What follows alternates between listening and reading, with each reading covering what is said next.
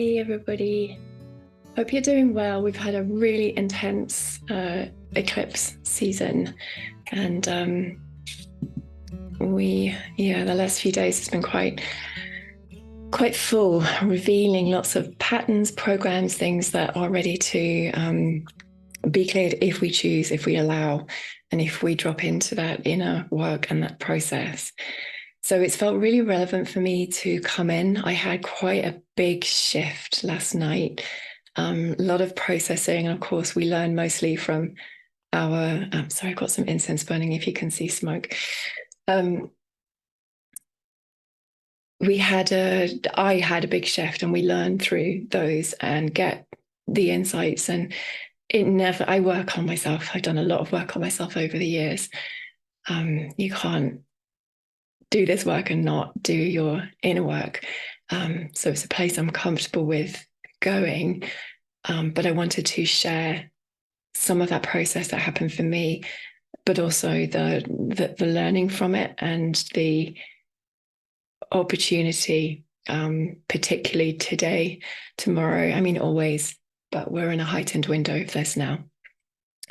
So that you might just drop in and help release yourself, because this is our work, is to save ourselves, is to release ourselves from the old lower density energies, the programs, the patterns, the belief stories that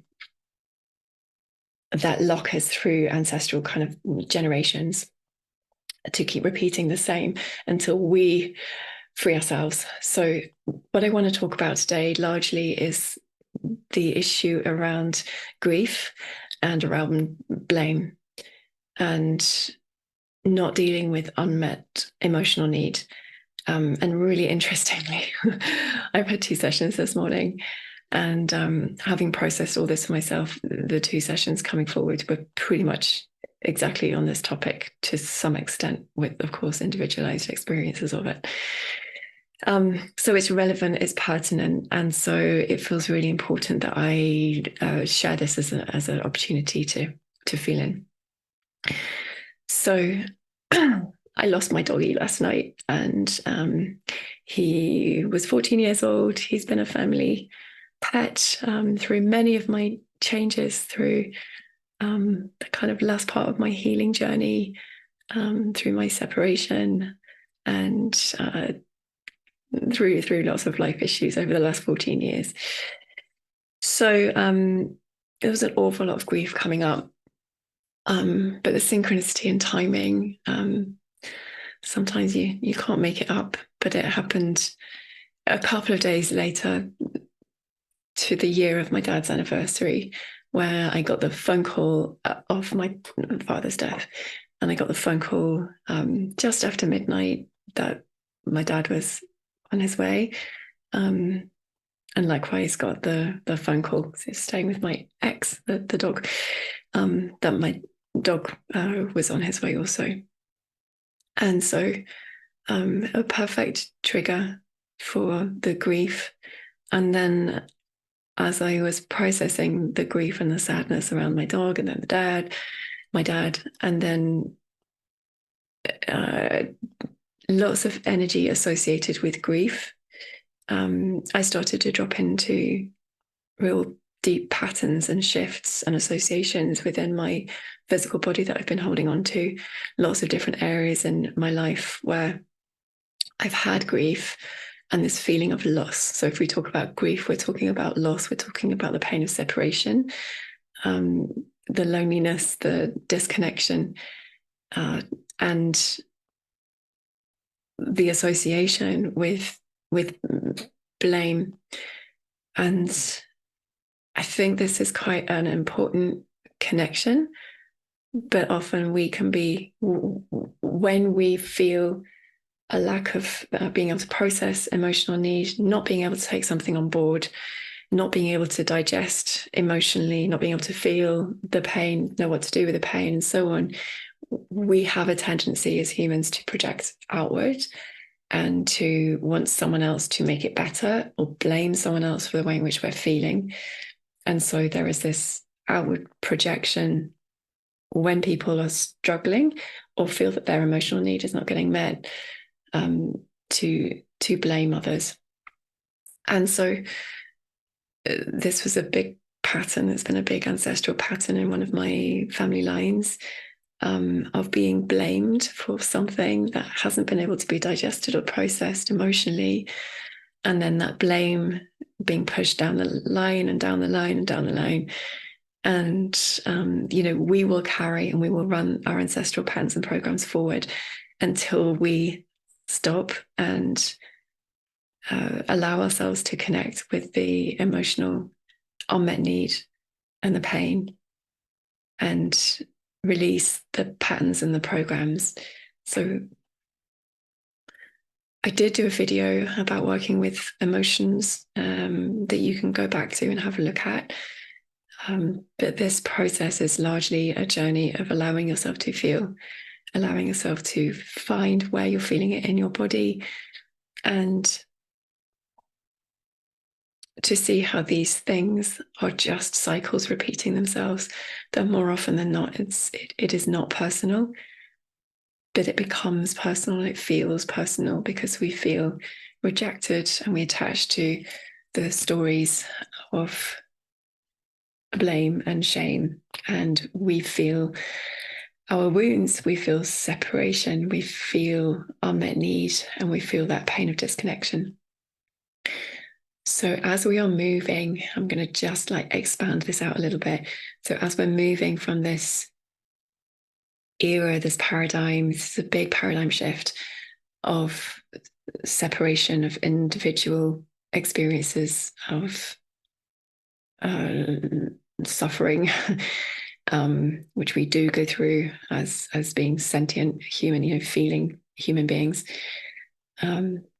into the new paradigm that is available to us and open to us if we choose it, and if we allow the release of the old, we can move into connection, understanding, having needs met, this space of love, of compassion, of unity, of forgiveness. Forgiveness can come in, but really importantly is in order to step into that space where we can love ourselves, we can love the part of us that is holding that unmet need, and we can bring that forward. It's almost like it's, when I'm working energetically, it's almost like it's stuck in an energetic timeline, and then we can bring that forward and integrate that into the now, held in a space of love. It's almost like taking your inner child and going, okay, I've got you, I see you, I hear you, tell me about it, what do you need?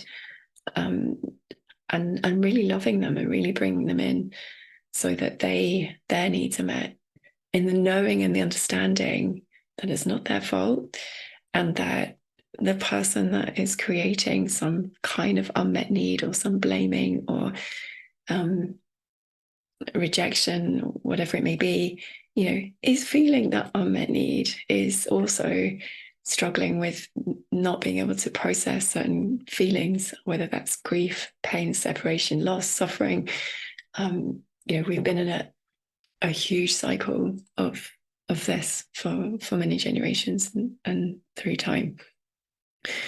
So your work, in order to free yourself, if that's what you're choosing for yourself, and it's always a choice, we can stay in the suffering, or we can stay in the victimhood, and we can stay in the blame and shame, and this happened and it was their fault, and so on and so forth.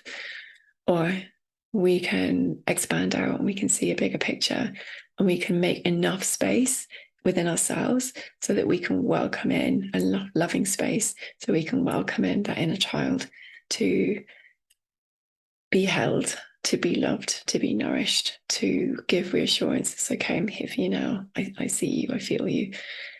To let them know as children, it's not their fault. They're just part of the repercussions of a collective layer and level of processing, whereby we haven't and don't take personal responsibility for our feelings and our behaviors, our words, our actions, and just project out, push out, the world is this, people are that, rejecting and maintaining this pattern of separation. So I just wanted to bring that in and share that with you. I hope it's helpful, and I hope I've made some kind of sense. But it's in relation to this program pattern of grief and loss. I think that's there. That pain of separation, the grief, the loss is there, that leads to more pain, separation, grief, loss, and unmet need. And then if we don't want to be in that place, our unmet need can sometimes then perpetuate the cycle of blaming. It's your fault that my need's not met. You're not listening to me. You're just defending yourself or justifying your behavior. I want you to be accountable for your behavior, and so on and so forth. And yes, sometimes, boundaries are needed, of course, but with softness, with gentleness, with love, speaking what you need is probably more helpful than blaming and pointing out what's not working or what's not okay. So I just wanted to open that up. I'm going to turn to the Healing Insight method, because this is a system and a method that can help us move through this and navigate our feelings. And it will be specifically individual for you, to know what belief you might need to come into vibrational alignment with in order to shift this program. So you can work with this as a life issue, a program, or a pattern. So if we have this life issue of grief and blame, which holds, we take blame. When we're blamed, we do swallow some of that. We take that blame on. So it is for us to also release other people's blame. It's not ours to hold and to carry, to feel bad about, or feel that we're not okay, or we're not good enough, or we're, not doing a good enough job, or we're not lovable enough, or we're not kind enough, or we're not smart enough, or whatever it may be. So if that's been put onto us, it's up to you to not blame that person for that, but for you to release that. It's not yours. So you can release that. You can choose, you can sit, you can ask that this program, this pattern be released. Other people's energy, other people's projections be released from you. You don't have to hold that. This is part of the letting go, and it helps us to let go of the story. So you may have individual beliefs that can help you to move through this with the Healing Insight method. But I'm just going to muscle test for the collective and just see if there's one or two beliefs that come up for us now. And then if you've got the book, you can work through the process and bring yourselves into alignment with that. Or if you've learned how to muscle test, you can test for your own process, your own relationship with grief and with blame. So just tuning into the collective energy in the field now. So the priority belief to release these programs and patterns of grief and loss and blame, shame, and unmet need are in the root chakra, sacral chakra, solar plexus chakra. It does really affect our sense of self, so that makes sense. It's solar plexus chakra. I'm going to turn to the solar plexus chakra here. And then is in the belief of authentic power, courage. So 1, 2, 3, 4. So, okay. So this would be the first belief to align with, if you want. It is, I have the strength, courage, and willpower to face my fears. This is about facing your emotions, and see my desires, dreams, and goals through to completion. So we kind of have to look at what's restricting us in order to be able to move forward. And this is the shadow work. This is going in. So, but it's aligning with strength and courage, right? This is the courage card, or the courage aspect. So I have the strength, courage, and willpower to face my fears and see my desires, dreams, and goals through to completion. I have the strength, courage, and willpower to face my fears and see my desires, dreams, and goals through to completion. Okay. So whether you want to sit with that, whether you want to bring yourself into alignment with it using the method and the process, that's there for you to assist with this program. So there is another belief. So I'm going to give you one more, which is in the root chakra, sacral, solar plexus, heart chakra. So we tend to feel grief in the lungs and loss in the lungs, and that loneliness, pain, and separation in the heart. So first we need the courage to approach it, the courage to go there, and the strength to go there. And then heart chakra belief, loving loving relationships. Bluth 1, 2, 3, 4. Beautiful. Oh, didn't make it up. It's really simple. Message for today with all of this, rather than blame, shame, separation. We've got the first belief, and we've got this going the wrong way. Loving relationships. I choose love. Can you see that? I choose love. So choose love. Yourself, love yourself, all parts of yourself, the wounded, the unmet aspects that have unmet need, rather than blaming, shaming. This is not right, that's not right, I'll be okay when this happens. Just bringing love in and love others. We're all one human family. We're coming to learn that. And it's important that we collapse all polarity of right, wrong, evil, good. We're all part of one collective field. Excuse me. So, choose love. All right, I hope that's helpful. Take care, be kind to yourself, and see you next time.